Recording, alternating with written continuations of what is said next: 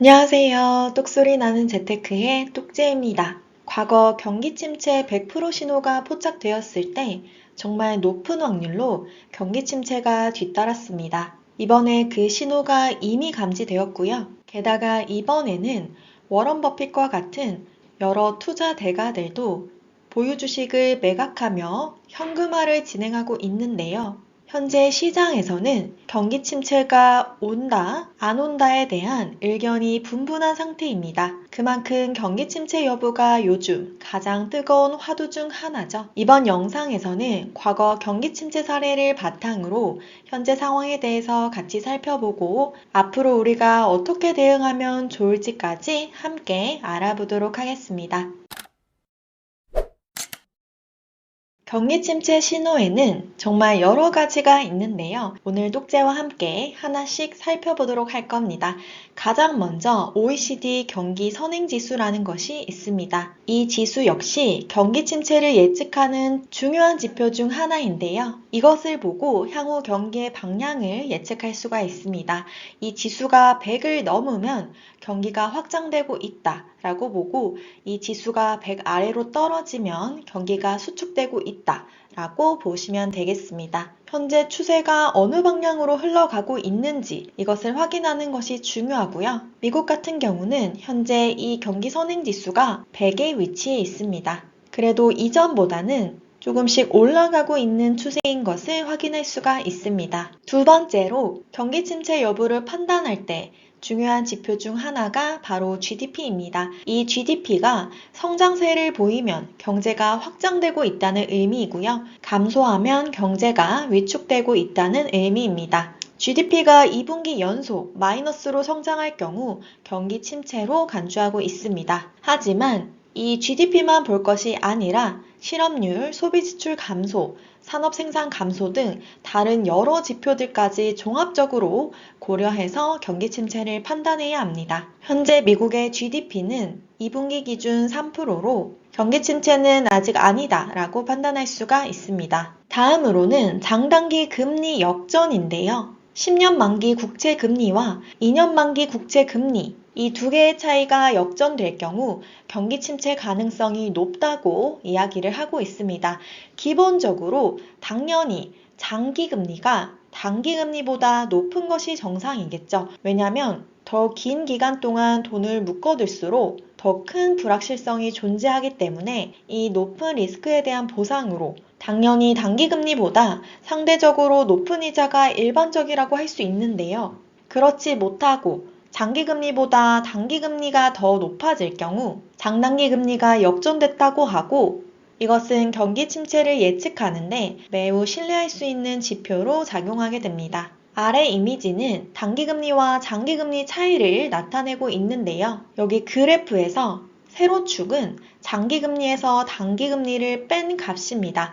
그래서 0% 이상이면 장기금리가 단기금리보다 높다는 의미이고요. 그러니까 정상적인 수익률의 곡선이고 0% 이하로 떨어지게 되면 단기금리가 장기금리보다 더 높다는 의미로 수익률 곡선이 역전됐다고 보시면 되겠습니다. 여기 보이시는 녹색 원, 그러니까 이 동그라미는 경기 침체 전 수익률 곡선이 역전된 시점이고요. 빨간색 원은 이 수익률 곡선이 역전이 되긴 했지만 경기 침체가 발생하지 않았던 시점을 이야기합니다. 그리고 이 회색 음영으로 표시된 부분은 경기 침체가 실제로 발생한 시기를 나타냅니다. 해당 그림을 쭉 보시면 아시겠지만 이렇게 초록색 동그라미가 있는 지점, 그러니까 장단기 금리가 역전된 후 일정 시간이 지나면 경기 침체가 발생하는 경향이 있다는 것을 우리가 알 수가 있습니다. 우측 하단에 보시면 장단기 금리 역전 후 경기 침체가 시작될 때까지 걸린 시간이 나와 있는데요. 평균적으로 이렇게 장단기 금리가 역전된 후 약 14개월 후에 경기 침체가 발생했다고 합니다. 물론 이건 평균이기 때문에 이보다 조금 더 앞에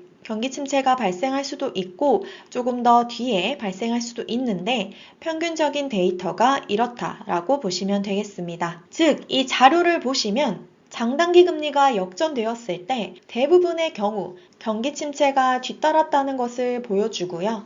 하지만 그렇다고 모든 역전 시기에 발생했던 건 또 아니었죠. 그래도 우리가 미리 알고 조심해서 나쁠 건 없겠죠. 어찌됐든 이렇게 과거 장단기 금리가 역전되고 경기 침체가 발생하기까지 약 1년이라는 시차가 존재하기 때문에 이 기간 동안 자산 배분을 한다든지 포트폴리오를 변경한다든지 등 여러 가지 대비를 할 수 있는 시간이 충분하다고 해당 자료에서는 이야기하고 있습니다. 그나마 최근에 발생한 장단기 금리 역전 사례를 조금 더 상세히 알아보도록 하겠습니다. 2008년 서브프라임과 글로벌 금융위기 시기인데요. 2006년 중반에 금리가 역전되었습니다. 그리고 2007년 12월에 경기 침체가 왔고요. 경기 침체가 시작된 초반에 금리 역전이 정상화되었습니다. 다음으로는 2000년 IT 버블 케이스도 한번 살펴볼 건데요. 2000년 초에 금리가 이처럼 역전이 되었고요. 2001년 3월에 경기 침체가 시작되었습니다.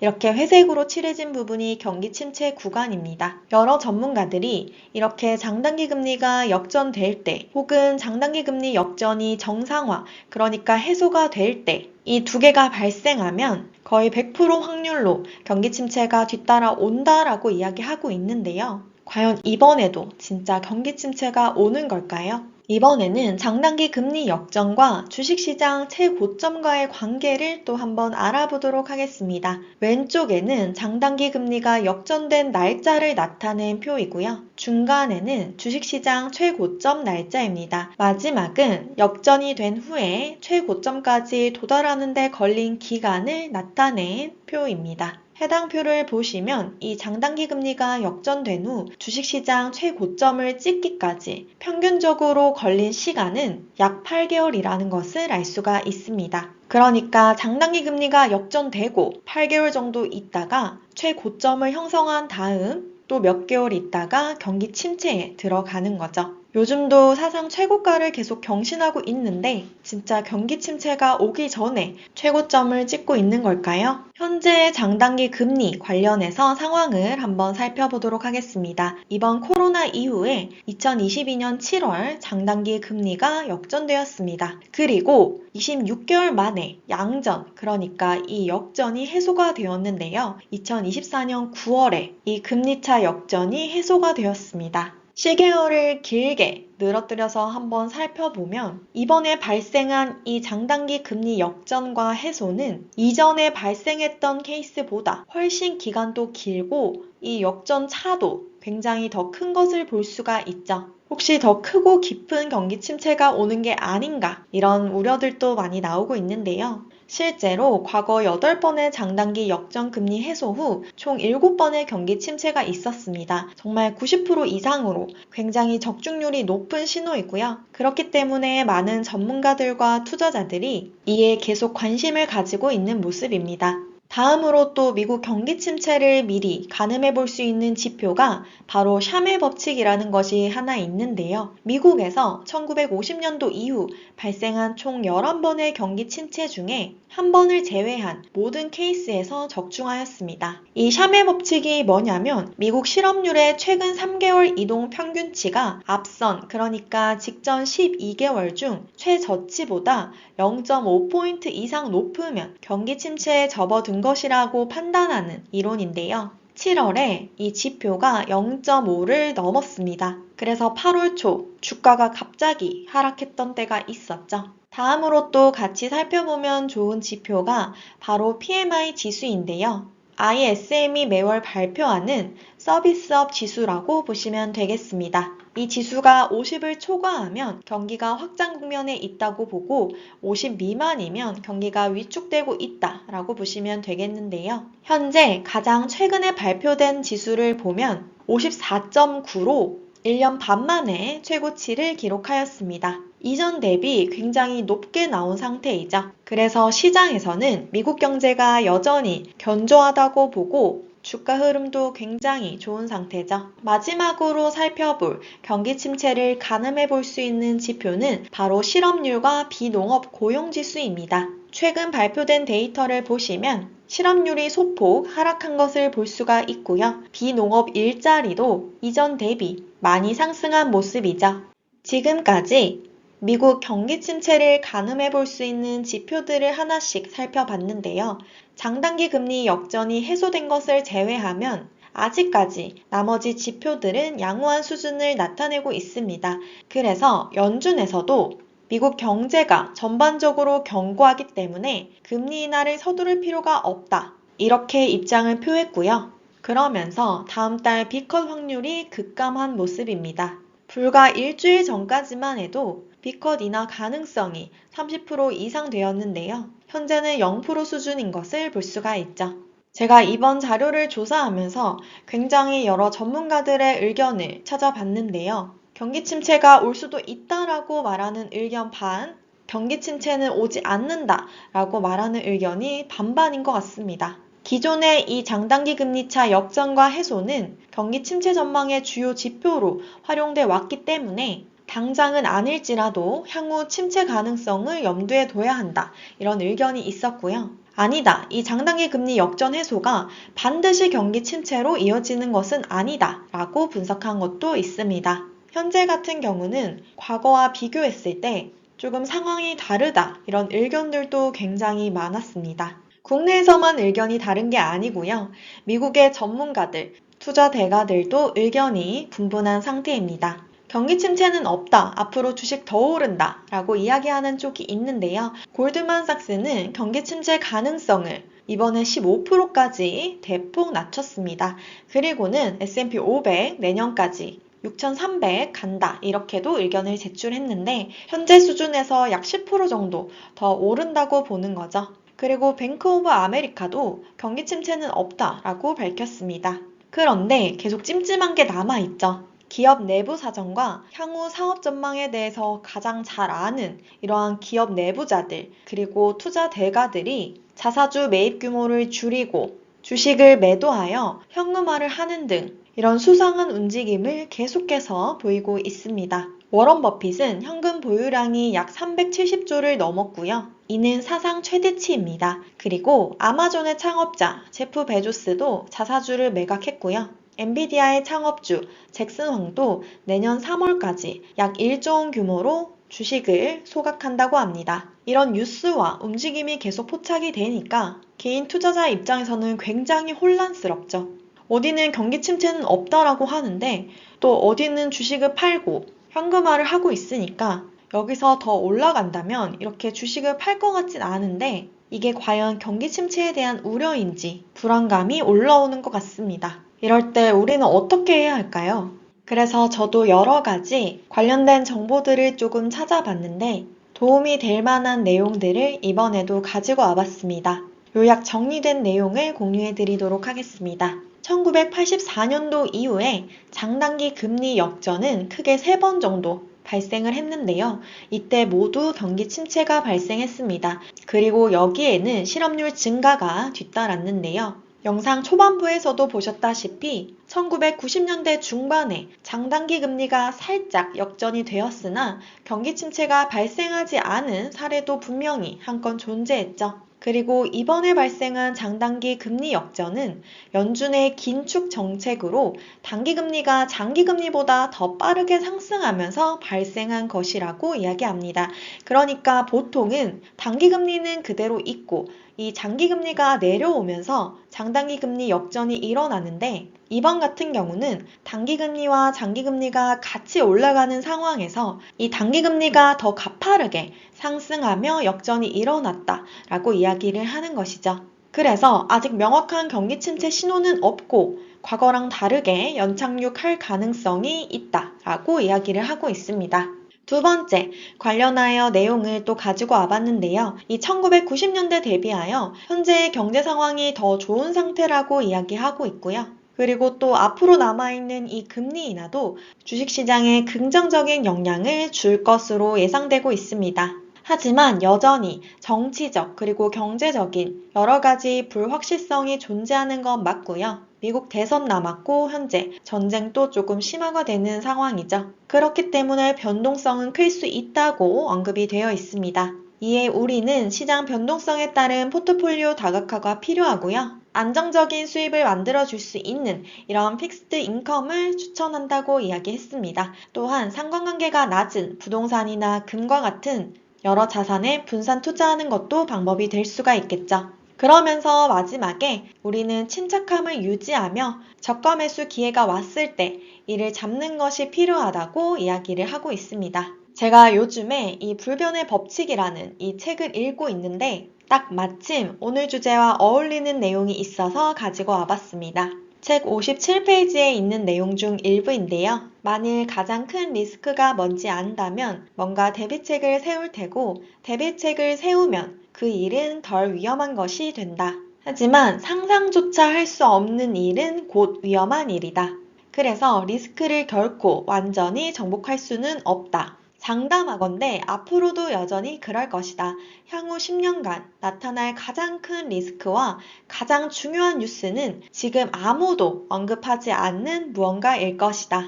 이렇게 자신있게 말할 수 있는 이유는 지금까지 늘 그래왔기 때문이고 예측할 수 없다는 속성이 리스크를 위험한 것으로 만든다. 당연히 우리는 이와 관련해서 할 수 있는 일이 별로 없다. 많은 일이 을에 그렇듯 세상은 원래 그런 곳이다. 상상할 수 없는 일에 대비책을 세우기는 불가능하다 라고 되어 있습니다. 그래서 그럼 어떻게 해야 되냐? 이거에 대한 내용도 책에 나오는데요. 책에서 언급했듯이 앞으로 나타날 가장 큰 리스크는 지금 아무도 언급하지 않는 무언가이기 때문에 우리는 아무도 모른다는 거죠. 그래서 이것을 예측하는 것이 아니라 이것을 준비하는 것에 투자를 해야 한다고 이야기합니다. 그저 언제 어디서 닥칠지 모를지라도 리스크가 반드시 올 것이라고 예상하는 편이 낫다고 이야기를 하고 있는데요. 이에 덧붙여 본인 기준보다 조금 과하게 느껴질 정도로 리스크에 대한 대비책이 필요하다고 이야기가 되어 있습니다. 더 자세하고 좋은 내용이 많으니까 이 책 안 읽어보신 분들은 꼭 한번 읽어보시기를 추천드리고요. 이걸 보면서 느꼈던 건 현재 이렇게 모두가 예상하고 준비하고 있는 경기 침체는 안 올 수도 있지 않을까. 만약 오더라도 큰 충격 없이 그냥 가볍게 지나가지 않을까. 이런 생각이 들었습니다. 우리가 코로나 같은 경우도 정말 아무도 몰랐잖아요. 그래서 이후에 또 다른 위기가 온다면 그건 지금 이렇게 예측 가능한 게 아니라 또 다른 상상도 못한 일들이 아닐까. 이런 생각이 막 들더라고요. 그런데 이건 아무도 모르니까 우리는 경기 침체가 올 수도 있다 라고 그냥 예상하면서 준비를 하는 것에 초점을 두면 좋겠죠. 자, 그럼 오늘 내용을 한 번 더 요약 정리해 보도록 하겠습니다.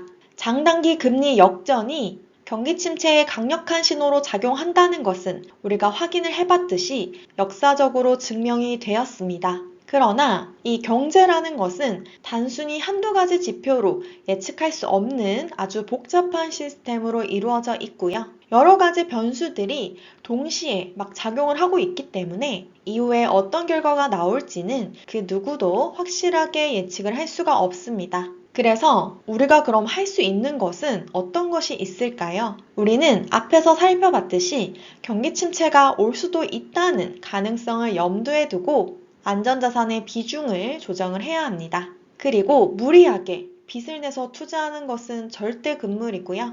이와 동시에 만약 이런 저가 매수 기회가 온다면 이를 잡을 수 있는 유연한 태도도 필요합니다. 그러니까 올지도 모르는 이 기회를 잡기 위해 열심히 공부하면서 본인의 투자 그릇을 키우고 있어야겠죠. 또한 제가 매번 강조드리는 적립식 투자, 분산 투자, 장기 투자, 여기에다가 안정적인 자산 배분 포트폴리오를 가지고 있으면 혹여 경기 침체가 오더라도 크게 타격을 입지 않고 잘 이겨낼 수가 있습니다. 실제로 역사적으로도 보면 이렇게 장기적이고 꾸준한 투자자가 시장의 변동성을 극복하고 결국에는 성공적인 투자로 이어진 사례가 굉장히 많죠. 결국 우리는 모든 위기를 다 넘어왔고요. 오늘날 S&P 500 지수는 최고가를 계속해서 경신하고 있습니다. 가장 중요한 것은 투자를 멈추지 않는 것이고요. 경기 침체가 오더라도 경제 위기가 오더라도 시장에 끝까지 남는 자가 승리하는 것입니다. 그래서 우리는 단기적인 불안에 흔들리지 않도록 본인만의 투자 기준을 가지고 리스크에 대한 대비도 같이 해야겠죠. 경기 침체가 진짜 올지 안 올지는 모르지만 하나 확실한 건 똑지에는 끝까지 투자를 한다는 것입니다. 여러분들도 저와 함께 정말 장기 투자 계속 이어서 하셨으면 좋겠고요. 이 영상을 보시는 모든 분들 경제적 자유 이루셨으면 좋겠습니다. 오늘도 끝까지 시청해 주셔서 감사합니다. 오늘 내용 도움 되셨다면 구독과 좋아요 부탁드립니다. 감사합니다.